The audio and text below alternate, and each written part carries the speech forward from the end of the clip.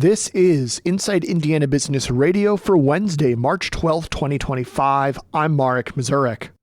Officials are nearing completion of the engineering and environmental assessment process for the $111 million South Shore realignment to the west side of South Bend International Airport. Despite uncertainty over federal funding, which include a rescinded memo directing funding freezes, the South Shore says it is plowing ahead with identifying funding sources at the state, local, and private levels. With multiple projects across the country competing for federal funds, South Shore President Mike Noland says he's taking a proactive approach. We're having conversations with the county and the city and other parties locally, as well as with the state, to try to identify a funding package so that when we apply for federal funds, we're as competitive as we can be with other projects that'll be submitting for funding across the country. Noland noted that both the South Shore Double Track and Westlake Corridor projects received funding during President Trump's first term. To access that 50% federal match, the railroad needs to raise $56 million. The South Shore Board has approved $6 million for the project, and Noland said he expects strong public and private participation. GE Aerospace announced another $1 billion investment into its factories and supply chain in the United States on Wednesday, and 2 Indiana plants will share in that funding. The airplane engine manufacturer said the goal of the investment is to strengthen production efforts and help increase engine safety and quality.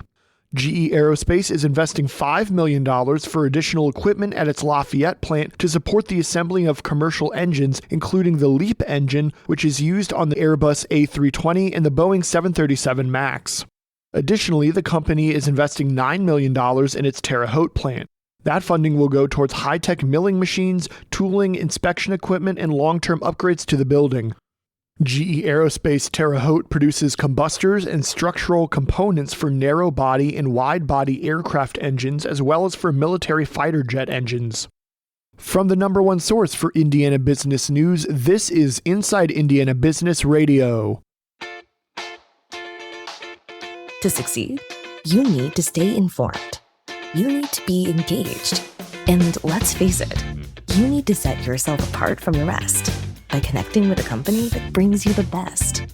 Because in today's environment, business is an ever-moving target, and we'll help you chase it. IBJ Media. The best of business is in us. Get started at ibjmedia.com/youngprofessional. Mark Cuban will deliver a keynote address at the Global Entrepreneurship Congress this summer in Indianapolis, the IEDC announced Wednesday. The event is an annual convening of thousands of international business and investment leaders looking to, quote, share and strengthen innovative approaches to empowering entrepreneurs everywhere. This year's Entrepreneurship Congress is hosted by the IEDC and will take place from June 2nd to 5th at the Indiana Convention Center. Cuban is a graduate of Indiana University and perhaps is most widely recognized as an investor on the ABC reality series Shark Tank. Prior to that, he founded computer systems and software companies and invested in web-based services during a time of massive growth in the sector. He is the former majority owner of the Dallas Mavericks and is still a minority owner in the team. The city of Portage is easing some regulations on contractors and businesses. An ordinance adopted by the City Council last week removes any requirements for contractors to take a written test and for some smaller projects to be overseen by a general contractor. Portage's Director of Planning and Community Development, Tom Sherry, said it levels the playing field within the rest of Porter County. Sherry told council members, quote, we've lost businesses because some small startup businesses can't afford to hire a licensed contractor to paint walls and do trim when they could do that themselves. Sherry says Portage was the only community in Porter County requiring contractors to take a written test, though there still are a few in Lake County. And 14 soil and water conservation districts and one organization have been awarded more than $1.3 million in Clean Water Indiana grants to support an array of initiatives. Those initiatives include planting cover crops, hiring conservation staff, and hosting educational efforts.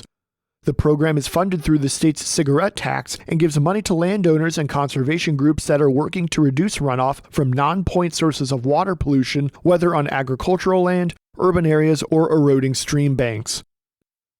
The curator of Jim Irsay's art and music collection, Larry Hall, is this week's guest on the Business and Beyond podcast with Gary Dick, presented by PNC.